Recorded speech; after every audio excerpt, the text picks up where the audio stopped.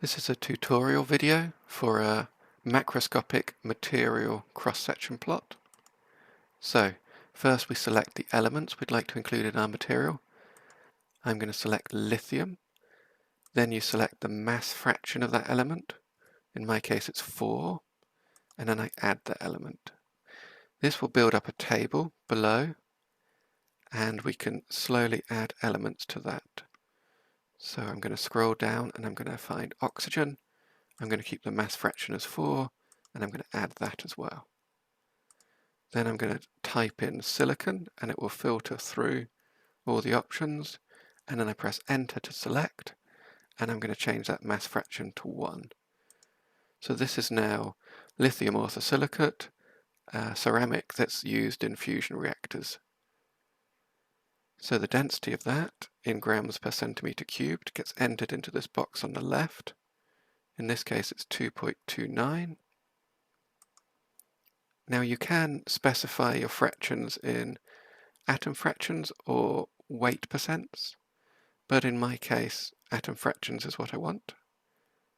And then you can select your cross sections to plot. So I'm going to plot the total cross section, and you will see that the title bar changes to updating. Once it's finished updating, it will display your plot. So there's various things you can do with this plot.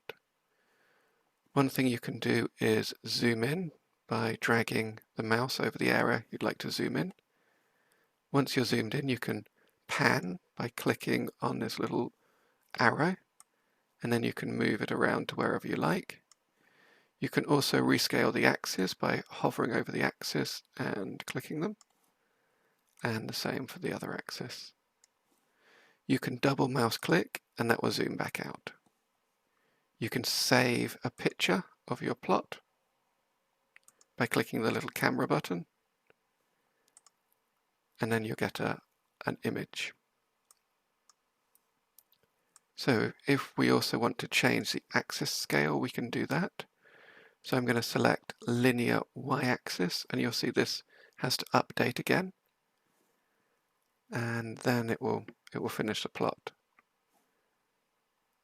And I can select linear x-axis and log y-axis, and that will update again. So while that's updating, I'm going to add another cross section to the plot. I want to add neutron multiplication.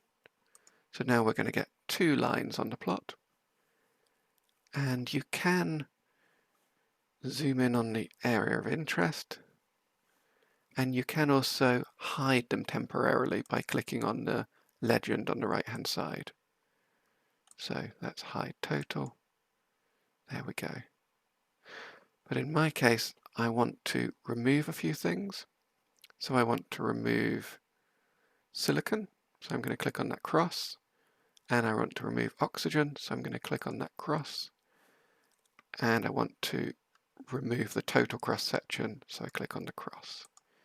And then I've got a plot of neutron multiplication, which maybe I want on a linear scale. So when you're plotting this, you'll need to know your MT numbers or your reactions. You can type in here to search for things. So fission you can find, for example. But you can also click on this useful link, which will take you to a list and a description of the MT numbers. So there's MT16, neutron multiplication that I used earlier, and there's MT1, total. So I think that's everything. Feel free to raise issues on the GitHub repository and give me feedback. Thanks very much.